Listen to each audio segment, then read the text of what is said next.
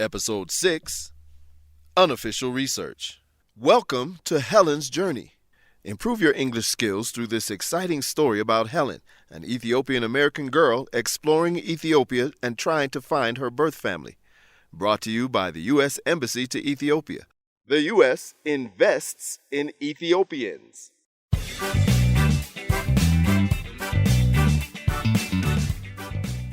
Episode 6, Unofficial Research. Welcome back, friends. Previously on Helen's Journey, Helen and Khalid went to Jigjiga for their research. Now they're back in Addis, and Helen is telling Samira about the trip. Did Helen like Jigjiga? Did she find any information about her biological family? Let's listen and find out. Hey! Hey! I'm so glad we found a time to talk. I'm dying to hear about your trip to Jig. It's Jigjiga, not Jig. Whatever. How was it? It was amazing. I really enjoyed seeing another part of Ethiopia. The women wore all of these beautiful, bright colors, and there were camels. It was more rural than Addis, obviously, but somehow it was just as noisy.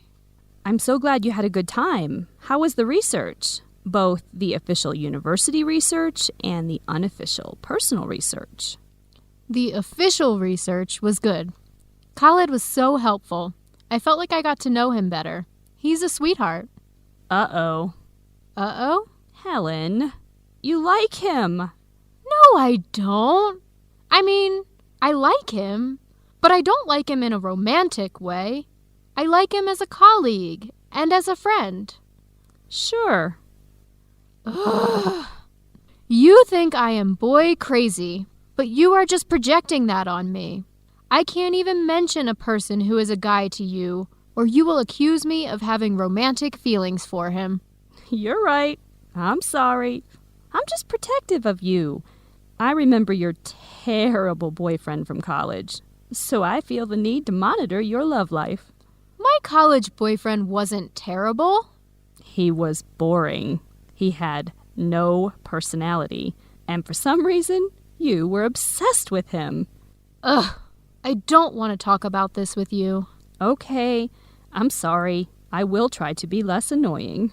And I will try to only fall in love with people you approve of, Samira Wilson. Did I tell you I saw that guy Zagai again at the library? Yes, you told me. Aren't you going to ask about my love life? Okay, how is your love life? Empty, like a desert. Then why did you tell me to ask? I wanted you to know. While you were out there flirting with your research partner and boys in libraries, I'm over here not flirting with anyone. You should try it. You can focus on so many other things. Anyway, tell me more about the research. Okay, so we visited 3 villages outside of Jigjiga and interviewed the local residents. We collected a lot of useful data. We had an interpreter, of course. I was amazed by how generous the people were with their time. They were so friendly and open with us, and they kept offering us tea. The hospitality there is simply overwhelming. I wish we were more hospitable like that in the U.S. We can be, in our countryside. That's true. People in my small hometown in Indiana are definitely more hospitable than people in Philadelphia. Can you imagine inviting a stranger to drink tea in your home in Philadelphia? Yeah, that would never happen. We are taught to be afraid of strangers. Exactly. So we learned a few things from our first fieldwork trip. Khalid and I are going to make some changes to our survey. Sounds like a successful first trip. Where do you go next? Gambela. It's in western Ethiopia. Very cool. And my personal research. My journey to find my birth family. No progress. Well, what happened? So, before I tell you about Jigjiga, first I have to explain about adoption here. I have been reading a lot about it, and from my research, I've learned that adoption was regulated at the local government level here in Ethiopia. Brokers, or agents, worked with orphanages, communities, local police, and local government to identify children. Adoption agencies would then connect the children with families in the U.S. Okay, And you know the name of the adoption agency that your parents used, right? Yes, but it closed down a couple years ago when Ethiopia stopped processing new international adoptions. I have contacted the former director over email, but I haven't heard a response yet. I want to see any paperwork they might have about my case. Maybe they will write back. When did you contact them? 6 months ago. Yikes. Maybe they won't write back. Don't your parents have some paperwork? I mean, international adoption is a big deal. Yes, but the paperwork mostly pertains to the adoption agency, not where I came from before that. My case sheet just says status, abandoned. It doesn't say what part of Ethiopia I came from. My birth parents' names are listed as unknown, and my own name was just Helen, no last name. Helen, I want to be sensitive to your feelings, but I also want to ask you something. Are you prepared for the information that you might find? What do you mean? Like, what if you find out your parents died? What if you find out they aren't good people? Or what if you don't find anything? I am prepared. I know it's going to be difficult, but I really have to know. I have to do everything I can to find any information that I can. If they died, I would like to know how. I also just want to know their names. I want to know where I was born. The picture of my mother has made me feel so close to finding her. Yeah, this must be so hard. You must feel really lost. It's weird. When my mom and dad first told me I'm from Ethiopia, I felt really lost and betrayed. Like I have this whole identity I never knew about and was denied me. But now I'm here and I feel really proud. Proud? Proud to be Ethiopian. It's a really amazing country with an incredible history. The more I learn about Ethiopia, the more I am learning about myself. Even if I don't find my biological family, I won't regret coming here. I am happy you are discovering part of yourself there. Thanks. So, back to my search. I've been reading lots of stories about international adoption here. I was adopted in 2000, so it was before international adoption in Ethiopia became so popular. It could be another reason why my paperwork doesn't have as much information. Maybe it was less regulated then. There's a service called Find Your Family. They help connect adopted children in the U.S. with their birth families in Ethiopia. You can enter details about yourself in their database and search for people. I only know my name and the adoption agency's name, so I don't have a lot of details to put in. But I did make a profile. If my family is looking for me, maybe they can find me there. So in Jigjiga. Yeah, so there. What did you do? As I said, the adoption process was very local, so I went to the police station. Then I went to the courthouse. Then I went to the Kabele government office. I asked if they knew whether the adoption agency had operated in the area. What's a Kabele? It's an administrative area, like a ward or a division in Philadelphia. There are regional states, zones, woredas, and kabeles. It's basically a neighborhood. Oh, okay. So they didn't know anything about that adoption agency, huh? No, but that's okay. From what I have read, the Somali region didn't participate in the adoption boom of the 2000s, so I wasn't really expecting anything. Just to be safe, though, I showed the picture of my birth mother. Why don't you post your story and the picture on social media? It might help you find her. I thought about that, but I'm not ready for that yet. I kind of like keeping this search private for right now. I don't want to turn it into a whole viral story and get lots of attention. For now, it's just my secret journey. I see. I think it's really brave what you're doing, looking for your family in a new country. It's not brave. It's just what anyone would do if they were me. No, it's brave. You're my hero. I don't like it when you get all serious like that. I liked it better when you were complaining about my love life. Fine, I'll stop. I actually have some news of my own to share. Oh, yeah? Yep. You are looking at, via this video call, an official volunteer for Green New America. Wow! And what is Green New America? It's a local nonprofit here in Philly. My first project is evaluating all the presidential candidates' positions on environmental policy. I thought nonprofit organizations have to be neutral on politics. On politics, yes. On policy, no. We aren't telling people who to vote for. We're just providing information to the public about the candidates' positions. Voters get to decide for themselves. That's really cool. I think it's really brave what you are doing. You are my hero. Shut up. I am never complimenting you again if you're just going to use my own words to laugh at me. Sorry, Sammy baby. Okay, I gotta run. Let's talk soon and you can tell me more about Green New America. Bye, love. Talk soon. I had a nice time with Helen and Samira, but what are Khalid and Alamayu doing? Is Alamayu still investigating the protest about the cafeteria? Is Khalid still thinking about Helen in a romantic way? Let's listen to future episodes and find out.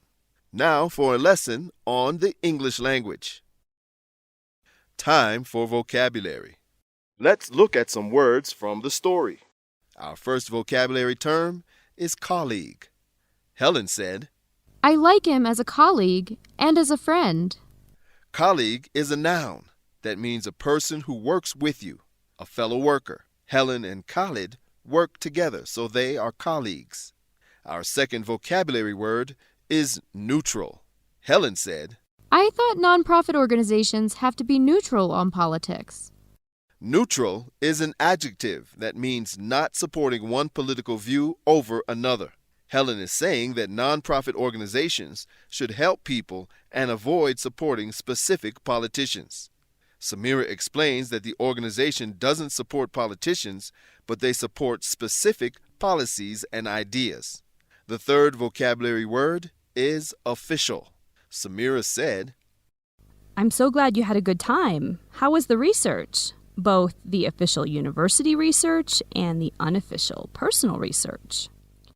official is an adjective that describes something that is done in a public and often formal way. Samira is making a distinction between Helen's academic research for school, which is official, and her family search, which is unofficial.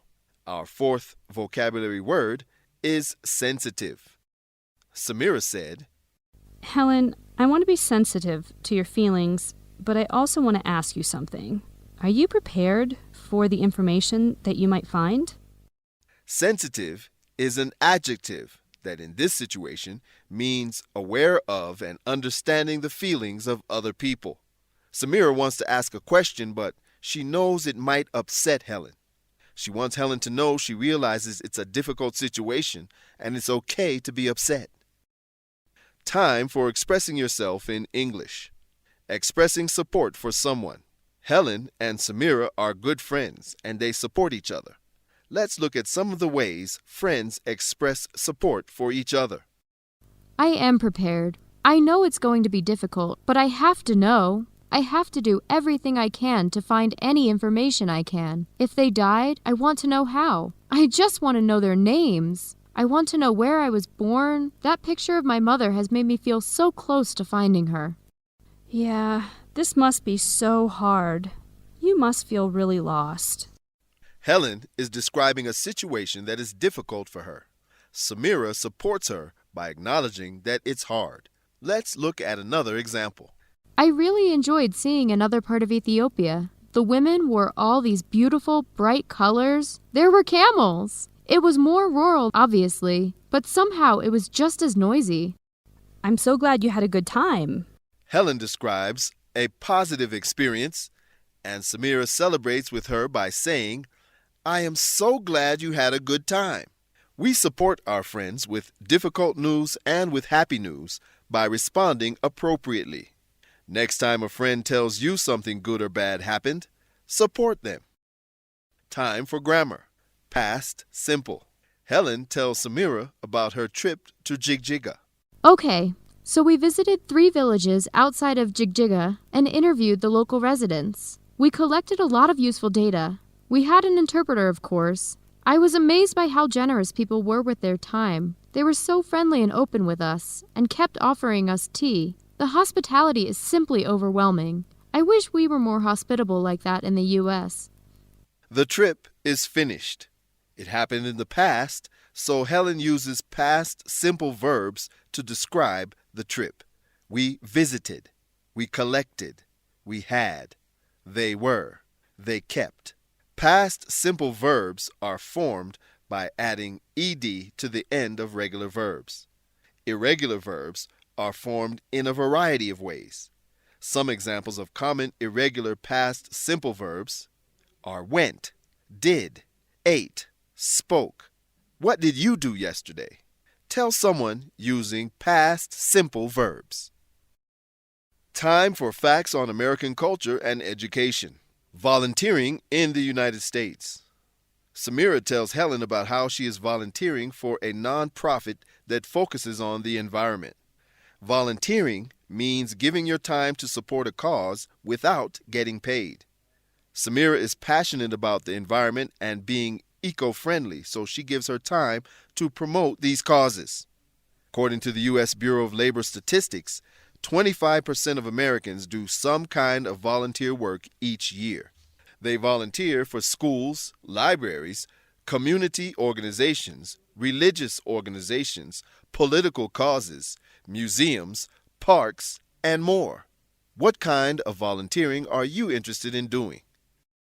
Thank you for listening to Helen's Journey. We'll see you next time.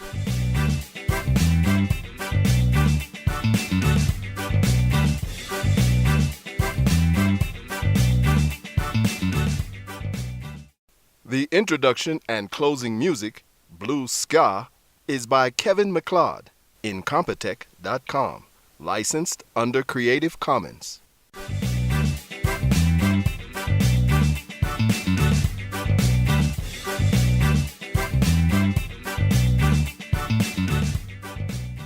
Executive Producer, Hailu Kabada. Directors, Abdullah Birru, Antaneh Brahani. Sound and Editing, Tamrat Alemu. Narrator, Timothy Green. Casts, Theodros Tasama as Alamayo. Zarihum Brahanu as Khalid. Adana Gitacho as Zagaya.